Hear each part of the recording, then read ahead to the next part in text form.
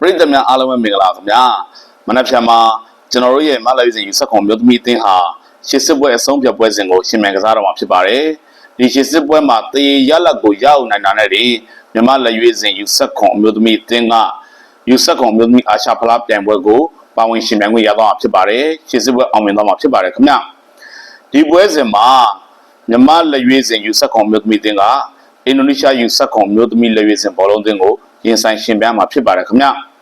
ဒီအုပ်စုဟာအစောပိုင်းကတော့အသင်း၄သင်းပါဝင်တဲ့အုပ်စုဖြစ်ခဲ့ပါတယ်။မွန်ဂိုလီးယား၊မကာအို၊မြန်မာ၊အင်ဒိုနီးရှားဒီ၄သင်းပါဝင်ခဲ့တာပါ။ဒါပေမဲ့ရှေ့စစ်ပွဲစတင်ကနီးမှမွန်ဂိုလီးယားကပြိုင်ပွဲကနေနှုတ်ထွက်သွားခဲ့တော့ရှေ့စစ်ပွဲအုပ်စုမှာအသင်း၃သင်းပဲကျန်ခဲ့တယ်ခင်ဗျ။ရှေ့စစ်ပွဲမှာအုပ်စုဘူဖြစ်တဲ့အသင်းတစ်သင်းကပဲရှေ့စစ်ပွဲအောင်မြင်မှာပါ။လက်ရှိမှာတော့ဒီရှေ့စစ်ပွဲအုပ်စုကနေပွဲစဉ်၂ပွဲရှင်မြန်ကစားခဲ့ပြီးပါပြီ။မြန်မာက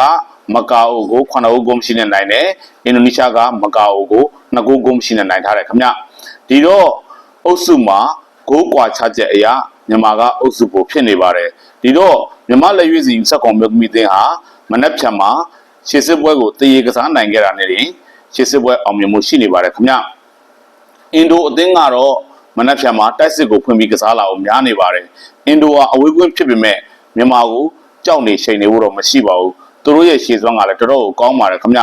မကာအိုနဲ့ပွဲဥထွက်ကစားခဲ့တဲ့ပွဲမှာတော့သူတို့ကအပိုင်အခွင့်အရေးတွေတော်တော်ရခဲ့တယ်ဒါပေမဲ့မကာအိုရဲ့ခံစစ်ကြောင်းကောင်းတာရဲ့နောက်တစ်ခုကမကာအိုဂိုးသမားလေးအဲ့ပွဲစဉ်မှာတော်တော်ကိုလက်စွမ်းပြခဲ့တယ်ခင်ဗျအင်ဒိုနီးရှားဂိုးရနိုင်တော့တဲ့အပိုင်အခွင့်အရေးတွေကိုမကာအိုဂိုးသမားလေးလက်စွမ်းပြပြီးတော့ကာကွယ်သွားခဲ့တယ်အဲ့ဒါကြောင့်အင်ဒိုဟာ2ဂိုးမရှိဆိုရလာနေပဲကျင်းလာရတာဖြစ်ပါတယ်အင်ဒိုဟာမြန်မာနဲ့ကစားမယ်မနက်ဖြန်ရှေ့စစ်ပွဲအဆုံးဖြတ်ပွဲစဉ်မှာတိုက်စစ်ကိုဖွင့်ပြီးကစားလာဖို့ရာခိုင်နှုန်းများနေပါတယ်ခင်ဗျမြန်မာဟာတရေရရင်တက်ပြီးဆိုတဲ့စိတ်တစ်ခုနဲ့တော့ဒီပွဲကိုကစားလို့မရပါဘူးဒါကြောင့်လေမြန်မာအသင်းရဲ့နီးပြဖြစ်တဲ့ကိုမီကွန်နဲ့အသင်းရဲ့တိုက်စစ်မှုဖြစ်တဲ့ရှင်းသန့်ဖြူစင်ပြုံးတို့ကအင်ဒိုကိုသူတို့ဟာအနိုင်ရလက်ရယူကိုပဲယူရပြီးကစားသွားမယ်လို့ထုတ်ဖော်ပြောကြားလိုက်တာဖြစ်ပါတယ်ဟုတ်ကဲ့မြန်မာလက်ရွေးစဉ်စက်ကွန်မျိုးသမီးအသင်းနဲ့ကိုရီကိုမြေကိုကွင်းကိုပရိသတ်ရှေ့မှောက်မှာအင်ဒိုကိုကြားလက်ကောင်းရယူပြီးရှေ့စစ်ပွဲအောင်မြင်ခွင့်ကိုမနက်ဖြန်မှာအရောက်နိုင်ပါစေလို့ဒီနေရာကနေဆုတောင်းပေးလိုက်ပါတယ်ခင်ဗျာကြည့်ရှုအားပေးတဲ့ပရိသတ်အားလုံးကိုအထူးပဲကျေးဇူးတင်ရှိပါတယ်ခင်ဗျာ